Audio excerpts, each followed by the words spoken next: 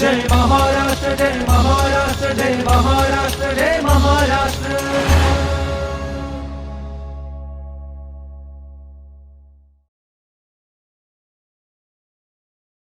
नमस्कार, मी राजेंद्र होंजे. माहिती व जनसंपर्क विभागाच्या जय महाराष्ट्र कार्यक्रमात तुमचं सगळ्यांचं स्वागत. आज आपण चर्चा करणार आहोत जनगणनेच्या एकूण प्रक्रियेविषयी. 2027पर्यंत ही प्रक्रिया चालेल. ती प्रक्रिया कशी असेल? कारण भारतासारख्या विविधतेने नटलेल्या या देशामध्ये प्रत्येक गोष्टीची आखणी करून त्याची मोजणी केली जाते आणि त्यानुसार त्याचं एक प्रारूप ठरवलं जातं.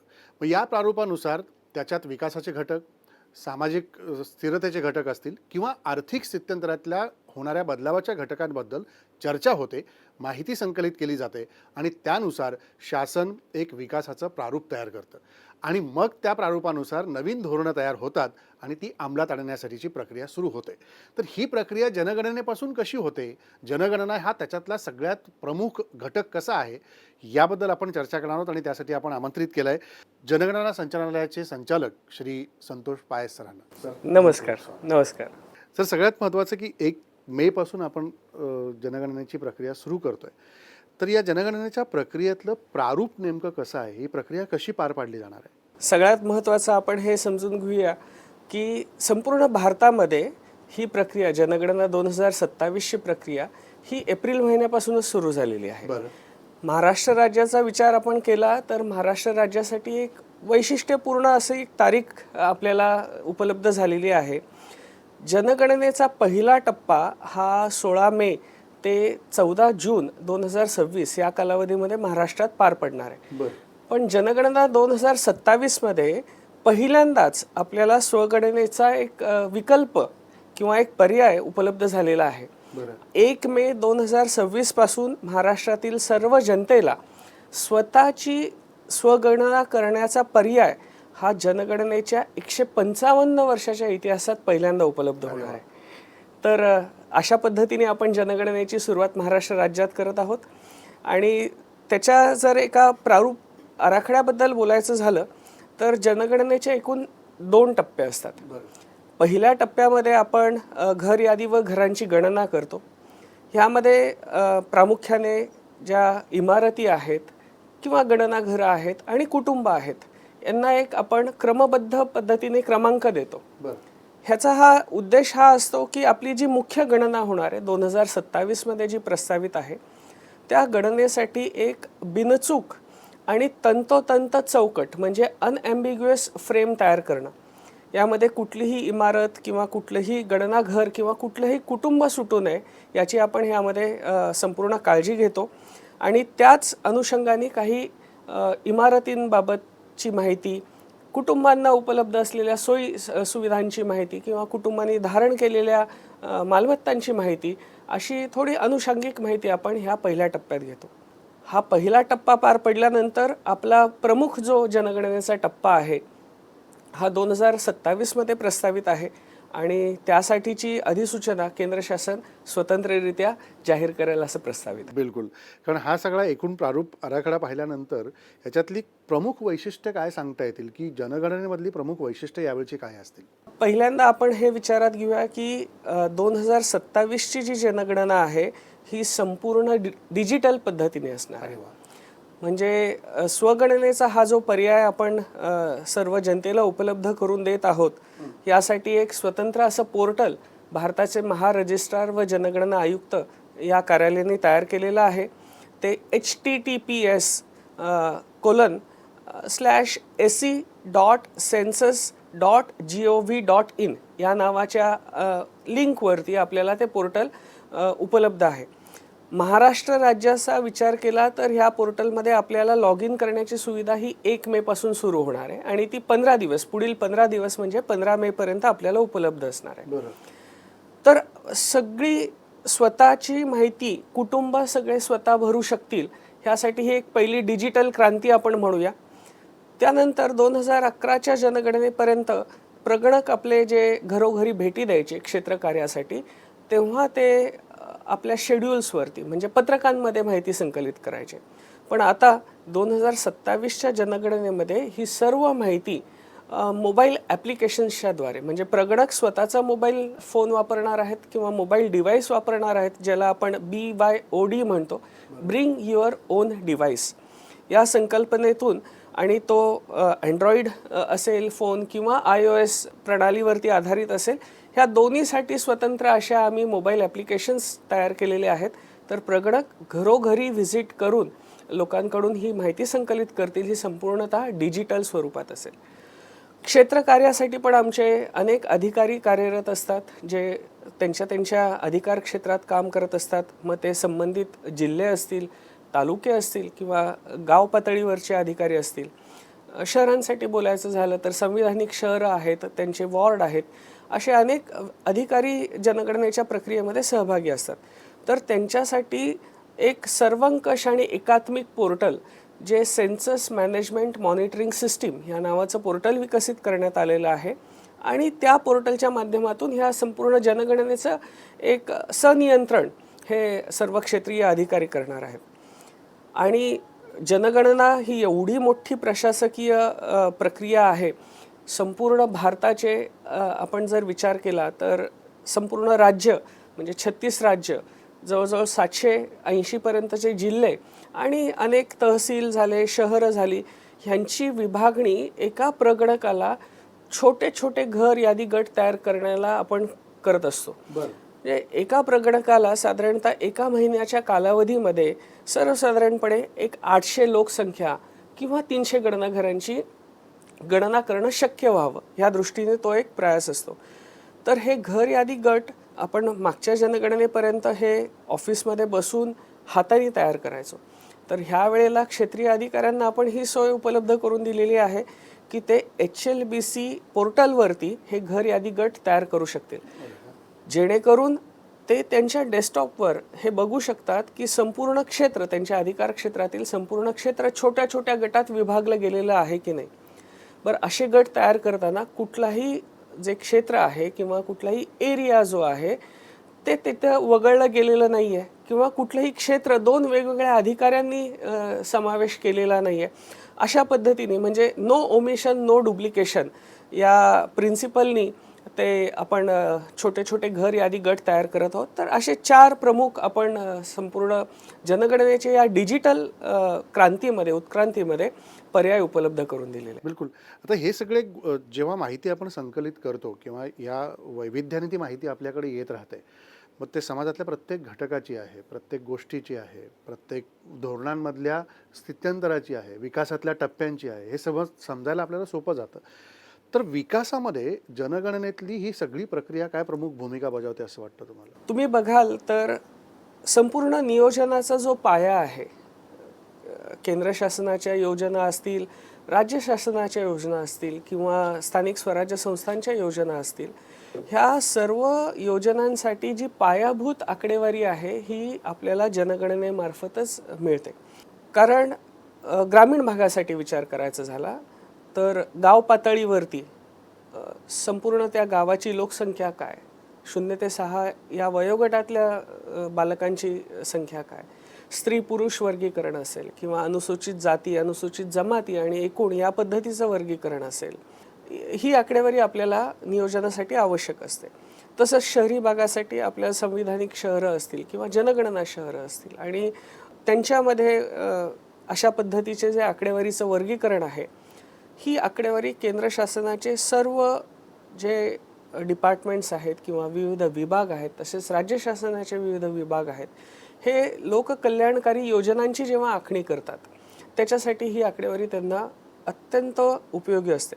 या व्यतिरिक्त मतदारसंघांची पुनर्रचना असेल किंवा पिण्याच्या पाण्याची उपलब्धता करून द्यायची आहे किंवा उज्ज्वला योजने म्हणजे स्वच्छ इंधनाची उपलब्धता करून द्यायची आहे, अशा किंवा गृहनिर्माण धोरणं असतील ती आखायची असतील, तर ह्यासाठी जनगणनेची जी आकडेवारी असते ही मूलभूत आणि पायाभूत आकडेवारी अशी मानली जाते. तर कुठल्याही राष्ट्राच्या विकासासाठी सर्वात महत्त्वाची जी आकडेवारी आहे ती जनगणनेची असते. त्याचं एक आपण हे बघूया, वैशिष्ट्य बघूया. आपण जनगणना म्हणजे लोकांची गणना म्हणतो, पण आपण 2 टप्प्यात जेव्हा जनगणना करतो तेव्हा पहिल्या टप्प्यात घर यादी व घरांची गणना करतो. तर त्याच्यातून आपल्याला गृहनिर्माणाची काय स्थिती आहे, ते लक्षात येतं. पिण्याच्या पाण्याची उपलब्धता काय आहे, सांडपाण्याची सोय काय आहे, शौचालयाची उपलब्धता, शौचालयाचे प्रकार किंवा म्हणजे आपल्याला स्नानगृहाची उपलब्धता, त्याचे प्रकार, घरामध्ये आपल्याला स्वयंपाक करण्यासाठी स्वतंत्र किचन आहे की नाही, आणि किचन जर स्वतंत्र असेल तर मग त्यामध्ये तुम्ही कुठलं इंधन वापरता, अशा पद्धतीची आकडेवारी आपण संकलित करतो जी आपल्या दैनंदिन मूलभूत गरजांशी संबंधित असते आणि त्यासाठी ही आकडेवारी खूपच आवश्यक असते. आता जनगणनेला असं म्हटलं जातं की त्या संदर्भ दिनांकाला किंवा त्या रेफरन्स डेटला हा आकडेवारीचा एक फोटो आहे. बरं. म्हणजे त्यावेळेला लोकसंख्येची जी संरचना आहे, वयोगटनिहाय असेल, स्त्री पुरुष प्रमाण असेल, तर त्याचा तो एक फोटो आहे. पण त्याचं वैशिष्ट्य आहे की तो फोटो आपण ह्या वेळेला समजा 1 मार्च 2027 हा जर संदर्भ दिनांक असेल तर त्या दिवशी ती आकडेवारी प्रसिद्ध करण्यात येईल. पण नेक्स्ट मोमेंटला त्यामध्ये बदल होत असतो, कारण जन्म असेल, मृत्यू असेल किंवा स्थित्यंतर आपलं स्थलांतर असेल, तर त्यामुळे जनगणनेची आकडेवारी ही कायम बदलत राहते. पण भारतासारख्या एवढ्या मोठ्या विशाल देशाला आपल्याला जनगणना करणं हे एक मोठं आव्हान असतं आणि त्याची आकडेवारी संकलित करून ती संस्करित करून त्याचं प्रकाशन करणं हे पण तेवढंच मोठं आव्हान असतं आणि त्यासाठी खूप मोठी यंत्रणा आपली काम करत असते. तुम्ही जेवढी विस्तृत माहिती सांगता त्यावरनं कळतंय की तो किती सविस्तरपणे तुम्हाला सगळी गोष्टी जमा कराव्या लागत असतील. पण सर, जनगणना 2027चा विचार केला तर ही जनगणना आधी झालेल्या जनगणनेपेक्षा वेगळी कशी आहे? सगळ्याच जनगणना मी असं म्हणेन की पूर्वीच्या जनगणनेपेक्षा प्रत्येक जनगणना ही प्रगत होत गेली. मग त्यामध्ये माहिती संकलनाच्या पद्धती असतील किंवा जी टेक्नॉलॉजी असेल, म्हणजे जनगणनेमध्ये आमचे वेगवेगळे विभाग कार्यरत असतात. त्यामध्ये नकाशा रेखन म्हणजे ज्याला कार्टोग्राफी डिव्हिजन म्हणतो, तर छोटे छोटे घर यादी गट तयार करण्यापासून जनगणनेची प्रकाशनं ही थीमॅटिक मॅप्सवरती आधारित प्रकाशित करण्यापर्यंत आमचं कार्टोग्राफी डिव्हिजन कार्यरत असतं. तर 2011च्या जनगणनेनंतर आपण सर्वात जास्त थीमॅटिक मॅप पब्लिश केले भारत ह्या देशाने. त्यासाठी आपली प्रशंसा ही आंतरराष्ट्रीय स्तरावरती पण झाली. त्यामुळं कार्टोग्राफी डिव्हिजन ही आमची over the period of time खूप प्रगत झाली. त्यानंतर जनगणनेअंतर्गत जी पत्रकं आम्ही घरोघरी जाऊन माहिती संकलित करण्यासाठी वापरतो, त्या पत्रकांचं डिझायनिंग असेल किंवा त्यांचं प्रिंटिंग असेल, तसंच 2001 पासून आपण ICR टेक्नॉलॉजी म्हणजे इंटेलिजंट कॅरेक्टर रेकग्नायझेशन टेक्नॉलॉजीवरती पत्रकं संपूर्ण पद्धतीने स्कॅन करतो आणि त्याचं संस्करण करतो. तर 100% पत्रकांचं स्कॅनिंग करणं, त्यांचं संस्करण करणं ही मोठी आव्हानं पेलण्यासाठी प्रगत तंत्रज्ञान त्यावेळेला जे उपलब्ध होतं ते आमच्या भारताच्या महारजिस्ट्रार आणि जनगणना आयुक्त कार्यालयाने नेहमी त्याचा अवलंब केला. त्यानंतर माहिती संस्करण करण्यासाठी किंवा डेटा प्रोसेसिंग करण्यासाठी अत्याधुनिक सर्व्हर असतील, आमची IT डिव्हिजन जी आहे किंवा ज्याला आम्ही डेटा प्रोसेसिंग डिव्हिजन म्हणतो, त्या डिव्हिजनमधले संपूर्ण यंत्रणा आमची त्यासाठी दिवस रात्र मेहनत करत असते. 24 तास 2011च्या जनगणनेनंतर आमचे स्कॅनिंगची ॲक्टिव्हिटी सुरू होत्या, त्याचे डेटा क्वालिटी चेकिंगची ॲक्टिव्हिटी आमच्या सुरू होत्या. अशा पद्धतीने खूप सारी यंत्रणा लागायची. 2027मध्ये जर आपण ह्या सगळ्यांचा विचार केला तर ह्या वेळेला आपण जी काही पत्रकं 2011पर्यंत छापत होतो, ही पत्रकं काही ह्या वेळेला आपण इतक्या मोठ्या प्रमाणावर छापणार नाही आहे. कारण प्रत्येक घरोघरी जाऊन मोबाईल ॲपवरती स्वतःची माहिती संकलित करणार आहे. म्हणजे ही एक भारतासारख्या देशासाठी खूप मोठी झेप किंवा एक भरारी असंच म्हणावं लागेल. हे आव्हान आपण पेलण्यासाठी सज्ज आहोत. ह्याची आम्ही पूर्व चाचणी केली आहे, म्हणजे ह्याची पूर्ण प्री टेस्ट, एक ड्रेस रिहर्सल आमची नोव्हेंबर 2025मध्ये भारतातल्या सर्वसाधारणपणे 5000 गटांसाठी पूर्ण झालेली आहे. त्यामुळे त्याच्यातून आम्ही जे काही दुरुस्त्या करायच्या असतील, सुधारणा करायच्या असतील, त्या सर्व करून आता आमची मोबाईल ॲप्लिकेशन तयार झालेली आहे. डेटा प्रोसेसिंगच्या ॲक्टिव्हिटी ह्या वेळेला ऑलमोस्ट रिअल टाईम होतील, कारण प्रगणकांनी जो नोंदवलेला डेटा आहे हा आमचा सेंट्रल सर्व्हरवरती जाणार आहे. त्यामुळं पत्रकांचं स्कॅनिंग असेल किंवा त्यानंतरचे जे क्वालिटी चेकला लागणारे आमची मेहनत असेल किंवा एफर्ट्स असतील ते ह्या जनगणनेमध्ये निश्चित कमी होतील. ह्या सगळ्याचा पर्यायीने आपल्याला एक रिझल्ट म्हणूया किंवा पॉझिटिव्ह हे म्हणूया की माहिती प्रकाशनासाठी जो कालावधी आम्हाला लागायचा तो ह्या वेळेला असा एक त्याचा मी अनुमान करतोय की त्यामध्ये आम्ही खूप मोठी झेप घेऊ आणि शक्य तितक्या लवकर आम्ही ह्या माहितीचं प्रकाशन करू शकू अशी एक अपेक्षा तंत्रज्ञानाच्या साहाय्याने आम्ही वेगाने पूर्ण करू अशी आम्हाला अपेक्षा. याच्यामध्ये एक आमची जनगणना आमचा विकास असं एक ब्रीद घेऊन तुम्ही पुढे जाताय, तर त्याचं नेमकं म्हणणं काय की त्याचं उद्दिष्ट काय की असं म्हणण्याचं की आमची जनगणना आमचा विकास, याच्या मागचं उद्दिष्ट काय?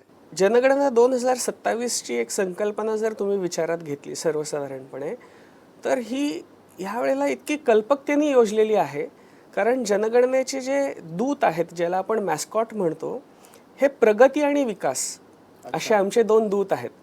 प्रगती हे स्त्री प्रगणकाचं एक प्रारूप आहे आणि विकास हे पुरुष प्रगणकाचं एक प्रारूप ह्यानी ते योजलं गेलेलं आहे.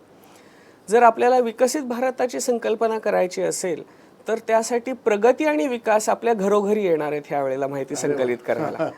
तर ह्या पद्धतीने ते मॅस्कॉट ह्या वेळेला आम्ही ठरवलेले आहेत.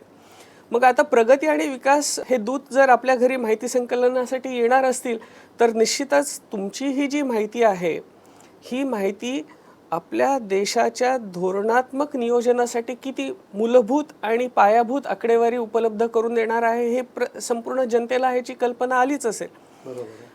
अगदी तळागाळातल्या दूर दऱ्याखोऱ्यात राहणाऱ्या वाड्या वस्त्यांवर राहणाऱ्या लोकांपासून ते शहरी भागामध्ये उंच उंच इमारतीमध्ये राहणाऱ्या लोकांसाठी ज्या काही योजना आपण आखणार आहोत त्या सर्व योजनांची पायाभरणी या जनगणनेच्या आकडेवारीतून होणार आहे. तर यासाठी जनतेचा सहभाग गेल्या 15 जनगणनेमध्ये आम्हाला असल्यामुळेच आपण ही आत्ता 16वी आणि स्वातंत्र्यानंतरची 8वी जनगणना आपण करत आहोत. तर याही जनगणनेमध्ये लोकांचा सहभाग जितका जास्त असेल तर तो कसा लोकांचा सहभाग आवश्यक आहे हे लोकांना पटवून देण्यासाठी म्हणा एक जनगणनेचं ह्या वेळचं 2027चं ब्रीद आहे आपली जनगणना आपला विकास. तर ह्या जनगणनेमध्ये सर्व जनतेने खूप हिरिहिरीने सहभागी होऊन त्यांना जी माहिती विचारली जाईल किंवा ते स्वगणना करतील त्यावेळेला जी माहिती त्यांना भरायची आहे ती भरण्यासाठी सक्रिय सहभाग घ्यावा आणि एकंदरीतच राष्ट्राच्या विकासामध्ये आपलं सहकार्य आणि योगदान द्यावं. बिलकुल. याच्यात सर आणखी एक महत्त्वाचा मुद्दा येतो की जनगणना सुरू झाल्यानंतर जसं तुम्ही एप्रिलपासूनचा उल्लेख केला की त्याची प्रक्रिया सुरू झालेली आहे, तर याच्यातले टप्पे कसे आहेत आणि ते कसे राबवले जाणार आहेत? जनगणनेमध्ये जर त्याचं वर्गीकरण करायचं झालं तर एक 3 मुख्य टप्पे असतात. म्हणजे जनगणनेचं क्षेत्रीय काम पूर्ण होण्याच्या आधी आम्हाला जी तयारी करावी लागते त्याचे प्रशासनिक खूप मोठी यंत्रणा कार्यरत असते. प्रत्यक्ष जनगणनेदरम्यान आपल्याला काय कार्य करावी लागतात आणि जनगणना झाल्यानंतर असे 3 टप्पेमध्ये त्याची सर्वसाधारणपणे विभागणी होते. तर जनगणनेपूर्वी सगळ्यात आधी केंद्र शासन एक अधिसूचना जारी करतं ज्याद्वारे केंद्र शासनाचा उद्देश की ही जनगणना घ्यायचा त्याचा उद्देश काय आहे आणि सर्वसाधारणपणे कालावधी काय हा एक सर्वसाधारण जनतेच्या माहितीसाठी म्हणून एक प्रकाशित करण्यात येतो. ह्याचा हाही एक उद्देश असतो की त्यासाठी लागणारी प्रशासकीय यंत्रणेची उभारणी आणि वित्तीय तरतुदी. जोपर्यंत जनगणनेची पहिली अधिसूचना आपण जारी करत नाही तोपर्यंत ह्या गोष्टी आपण करू शकत नाही. तर जनगणना 2027साठी साधारणतः 11,748 कोटींची तरतूद केंद्र शासनाने केलेली आहे. तर ही तरतूद झाल्यानंतर मग संबंधित राज्य शासनं किंवा केंद्रशासित प्रदेश यांना आपण अवगत करवतो की भारताची जनगणना ही 2 टप्प्यात होणार आहे. त्यासाठी पहिल्या टप्प्यामध्ये जे एप्रिल ते सप्टेंबर 2026 ही एक विंडो दिलेली आहे त्यामध्ये संबंधित राज्य शासन किंवा केंद्र शासनाने त्यांना सोयीच्या ह्याच्यानुसार 30 दिवसाचा कालावधी निवडायचा आहे आणि संबंधित राज्यात तो पहिला टप्पा पार पडेल. दुसरा टप्पा हा बर्फाच्छादित प्रदेश जे आहेत आपले लेह लडाख असेल जम्मू काश्मीर असेल किंवा हिमाचल प्रदेश उत्तराखंड असे जे भाग आहेत जे बर्फाच्छादित असतात किंवा स्नोबाउंड एरियाज असतात तिथे हा ऑक्टोबर 2026 मध्ये करण्याचं प्रस्तावित आहे जर पूर्वीच्या जनगणनेचा आपण आधार घेतला तर. असं अपेक्षित आहे. आणि जी मूळ जनगणना इतर राज्यांमध्ये किंवा बर्फाच्छादित प्रदेश सोडून इतर ठिकाणी होईल, ती सर्वसाधारणपणे फेब्रुवारी 2027 मध्ये प्रस्तावित आहे. त्याच्याबाबतची अधिसूचना केंद्र शासन जेव्हा निर्गमित करेल तेव्हा आपल्याला त्याची माहिती मिळू शकेल. तर तेव्हा संपूर्ण यंत्रणेचा अपॉइंटमेंट पासून सुरुवात होते. महाराष्ट्र राज्यामध्ये आपण विचार केला तर सर्वसाधारणपणे 2.5 लाख आपण सर्व प्रगणक, पर्यवेक्षक तसेच क्षेत्रीय कार्य करणारे इतर अधिकारी यांची नियुक्ती करणार आहोत. तर संपूर्ण देशाचा विचार केला तर सर्वसाधारणपणे 31 लाख लोकांची यामध्ये आपण म्हणजे नियुक्ती करणार आहोत. आणि एवढ्या मोठ्या संख्येने नियुक्ती झाल्यानंतर ह्या संपूर्ण नियुक्त अधिकाऱ्यांचं प्रशिक्षण झालं. कारण जनगणनेसाठी आवश्यक संकल्पना किंवा जे मोबाईल ॲप्लिकेशन वापरणं आहे किंवा पोर्टल वापरणं आहे, ह्या सर्व बाबींची इत्थंभूत माहिती त्यांना मिळावी यासाठी सखोल प्रशिक्षण असतं. त्या प्रशिक्षणाचे पुन्हा एक कास्केड आहे की राष्ट्रीय स्तरावरती सब्जेक्ट मास्टर एक्सपर्ट, ज्यांना त्या विषयातले विषय तज्ज्ञ म्हणूया, ते राष्ट्रीय प्रशिक्षणांना प्रशिक्षित करतात. राष्ट्रीय प्रशिक्षक मग मास्टर ट्रेनरला राज्यस्तरावरती प्रशिक्षित करतात. मास्टर ट्रेनर फील्ड ट्रेनरला प्रशिक्षित करतात, जे जिल्हा स्तर किंवा शहर स्तरावर असतात. आणि ते फील्ड ट्रेनर आपले प्रगणक आणि पर्यवेक्षकांना प्रशिक्षित करतात. तर आता महाराष्ट्र राज्यामध्ये आपलं प्रगणक आणि पर्यवेक्षकांचं प्रशिक्षण सुरू आहे आणि ते साधारणतः मेच्या दुसऱ्या आठवड्यामध्ये पूर्ण होण्याची आपल्याला अपेक्षा आहे. त्यानंतर दुसरा टप्पा जेव्हा सुरू होईल, प्रत्यक्ष जनगणनेच्या दरम्यानचा टप्पा, त्यासाठी आपण सज्ज असतो.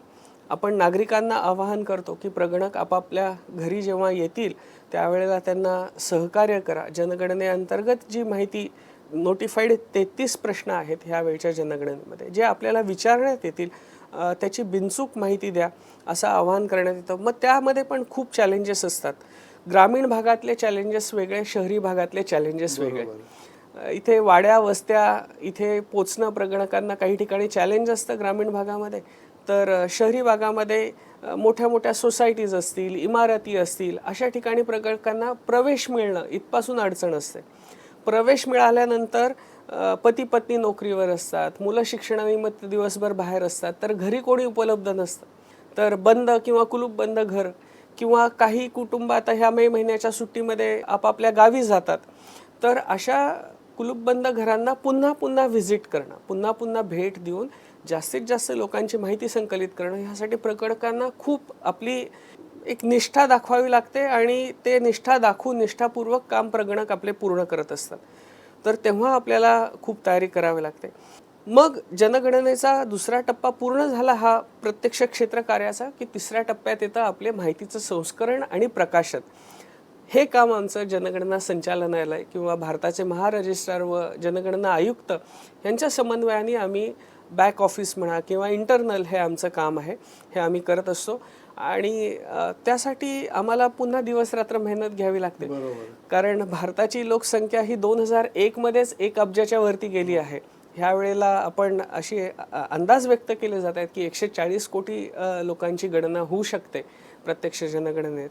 तर एवढ्या मोठ्या डेटाबेसचं संस्करण करणं हे पण एक आमच्यासाठी खूप मोठं आव्हान असणार. बिलकुल सर, खूप छान माहिती तुम्ही महाराष्ट्रातल्या सगळ्या श्रोत्यांना, आपल्या रसिकांना सांगितली. त्याबद्दल तुमच्या मनापासून आभार. इथंच थांबूया आणि पुन्हा भेटूया पुढच्या भागात. तोपर्यंत नमस्कार. जय महाराष्ट्र, जय महाराष्ट्र, जय महाराष्ट्र, जय महाराष्ट्र.